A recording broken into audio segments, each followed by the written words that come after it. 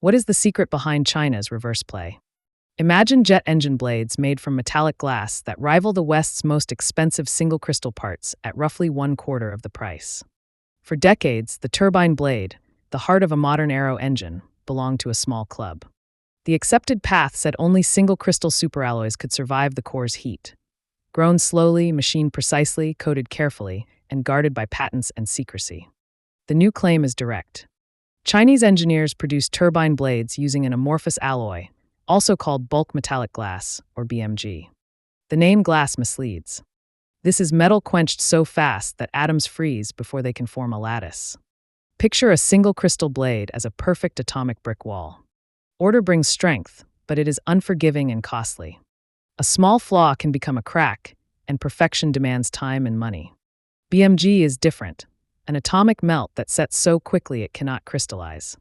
The structure looks disordered, yet the part is tough, damage-resistant, and well-suited to rapid forming. Production exposes the gap. In the single crystal world, one blade is a campaign: directional solidification, controlled cooling, heat treatment, coating, inspection, rework, and more inspection. The cycle can run close to 90 days for a single part. Even then, yields may stall around 85%, which means scrap and delays. The amorphous route relies on fast forming. Molten alloy fills a mold, cools quickly, and leaves with high fidelity. Step counts drop. Repeatability improves. A single line can turn out dozens of high-performance blades per day while holding spec. Performance is about heat. In normal service, the amorphous blade reportedly keeps its structure near 1100 degrees Celsius. In laboratory tests, ultimate tolerance has been cited up to roughly 1500 degrees. Heat drives creep and oxidation. Every extra degree tests the microstructure. If a blade handles higher temperatures without penalizing weight or cost, engines can run more efficiently, burn less fuel, and fly farther. Thermal headroom becomes design freedom. Price is the headline. A domestic amorphous blade is quoted near 100,000 RMB, about $13,700 US. Imported single crystal blades, after distributor markups and service bundles, can reach about 1.12 million RMB, roughly $153,600. That ratio changes behavior. When a part moves from luxury pricing toward affordability, buyers rethink spares, upgrades, and fleet plans. What used to be a bottleneck becomes a lever. Why did the West become locked into single crystal technology? Because it worked extremely well and was hard to replicate. For nearly 60 years, General Electric in the United States and Rolls-Royce in the United Kingdom led the field. The doctrine removed grain boundaries, pushed alloy chemistry, and kept core processes as black boxes. Partners signed strict non-disclosure agreements. Export controls reinforced the moat. The result was reliable thrust and world-class engines, but also a mindset that treated engines as sealed boxes and rival approaches as distractions. China changed the game instead of chasing the leader on the same track. Research groups doubled down on amorphous metals, a class discovered in the late 1950s and long viewed as promising yet difficult. Cooling must be fast enough to prevent crystals from growing, which historically limited part size and kept BMG in safer roles like gears and housings. Using it at the turbine's hot core seemed too risky. The current claim is that process control, mold design, and cooling discipline expanded the critical size window and stabilized performance. Work on ceramic matrix composites unfolded in parallel. CMCs reinforce a ceramic matrix with fibers, typically silicon carbide, to keep strength at temperatures that soften metal. By improving fiber purity and scaling production, Chinese teams brought more of the hot section in-house. When a turbofan with domestic composite blades appeared at the Zhuhai Air Show in 2023, it signaled that alternative material systems were entering the product cycle, not just the lab. The strategic lesson is simple. Breakthroughs often come from changing the race, not from spending more on the same lap. Patents, export rules, and secrecy can delay a pursuer. They cannot stop a team that chooses a different rulebook. By developing a material stack the incumbents were not optimizing, China opened a side door. After that, the cost curve, the learning curve, and the supplier map look different. That is the essence of a reverse play. Consider prices through the program lens. For years, monopoly power around high-end blades allowed markups that shocked new entrants. Before domestic supply, budgets bent and schedules slipped.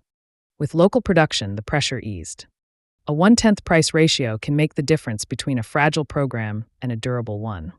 It supports more flight hours, more test loops, and more customers. Cheaper blades ripple outward. Design teams run more experiments. Maintenance plans simplify because replacements are predictable. Airlines smooth cash flow. Developing countries gain a path to upgrade without being trapped by parts pricing. Options shift negotiations from dependency toward partnership. Consider Russia's PD-14 program.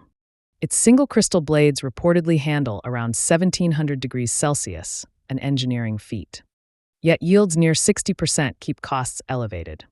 A lower sticker price for the engine does not guarantee a lower lifetime cost if maintenance remains heavy. That is why lease prices for the MC-21 can still sit above alternatives like the A320neo. Yield is economics in disguise. Manufacturing discipline shapes the business model. Was China simply lucky? The timeline argues otherwise. Amorphous alloy research in China stretches back decades. Early work used gram-scale specimens and tiny coupons. The key idea was entropy control. Rapid solidification freezes atoms before crystals can nucleate and grow. The barrier was critical size. Small parts were possible, large, load-bearing parts were not. Progress came step by step. Process windows widened. Casting and cooling hardware improved. Sensors and inspection kept the product inside spec and caught defects early. Talent density amplified the push. A significant share of the world's amorphous alloy researchers now work in China, and many known bulk metallic glasses were cataloged there. Materials revolutions need ecosystems. Students need labs. Labs need suppliers of powders, molds, furnaces, and test rigs. Suppliers need steady orders to invest. When those elements align, iteration accelerates and the flywheel turns. What does this mean for listeners focused on technology and cost? The center of gravity can shift when a new material stack changes trade-offs. Single crystal technology will remain vital, especially in platforms with long certification cycles and low risk tolerance. But a credible alternative now competes on speed, on price, and, based on published claims, on thermal headroom. In markets shaped by learning curves, the first teams to master a process and scale it usually capture most of the gains. The cadence of change is visible. Production time falls from months to days, yields rise, and scrap drops as steps are automated. Buyers recalc total cost of ownership, engineers prototype faster, and fleets run steadier. There is a human layer beneath the headlines. Technicians tune furnaces, machinists adapt to a new microstructure, and inspectors reset thresholds. Their daily wins turn an idea into inventory that you can plan around. Looking ahead, BMG lines will push designs to fit the process. Cooling passages shaped for amorphous casting, coatings tuned to the surface, and repairs that avoid unwanted crystallization. Supply chains will favor fast certifiers and predictable lots. Incumbents will answer with faster crystal growth, smarter inspection, and hybrid hot section designs. Competition pulls everyone forward and ultimately lowers costs for airlines and power customers. The core takeaway is clear. Do not let a rival define your playing field. If the field is paved with patents, choose a different surface. If the rules reward slow perfection, adopt a rule set that rewards fast learning. That philosophy, not only the chemistry of metallic glass, sits at the heart of the reverse play. It explains the jump from gram-scale experiments to flight-ready parts, from boutique pricing to practical budgets, and from follower status to leadership in a narrow but crucial domain. It began with a basic question. Why should the turbine blade be the most guarded, most expensive, most schedule-breaking component in the engine? If there is a path to make it faster, cheaper, and good enough, or even better, take it. Scale it. Let scale push the cost down again. That loop is how industries turn breakthroughs into baselines. So the story closes where it opened. A part once treated as mystical is becoming manufacturable in new ways. A price that once excluded many buyers is moving within reach. A doctrine that sounded unbreakable now has a rival. This is not a footnote. It is a shift.